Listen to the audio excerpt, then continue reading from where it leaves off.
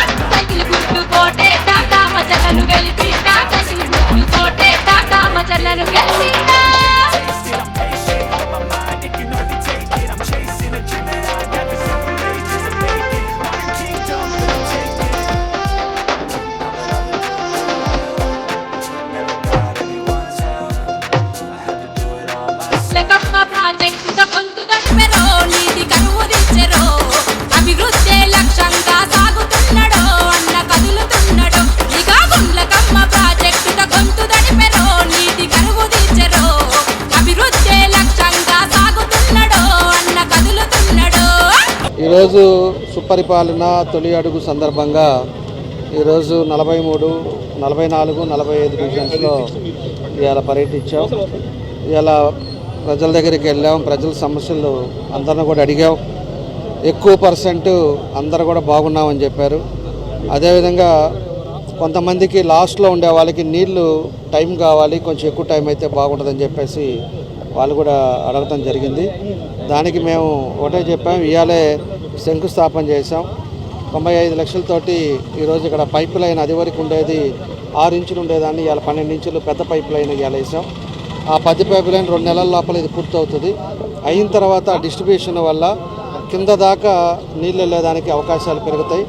కాబట్టి ఇది అయిన తర్వాత మీకు ఇంప్రూవ్ అవుతుంది. ఖచ్చితంగా మీకు అందరికి ఇబ్బంది రాదు.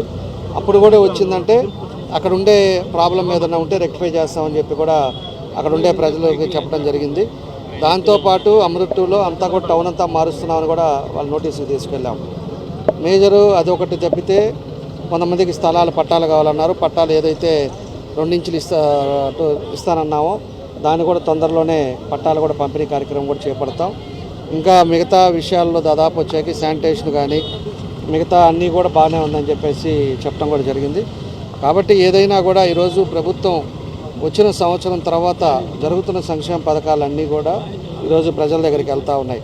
కాబట్టి ఈరోజు ఉండే పరిస్థితుల్లో మన ప్రభుత్వం వచ్చిన తర్వాత ఎన్డీఏ కూటమిలో అన్ని విధాలు కూడా ప్రజలు అభివృద్ధితో పాటు ప్రజలు ఇళ్లలో సమస్యలు కూడా పోవాలి, అందరూ కూడా సంతోషంగా ఉండాలి అనేదే ఉద్దేశమే మా ఉద్దేశం అని చెప్పి కూడా తెలియజేస్తూ దాని రీతిలో ఈరోజు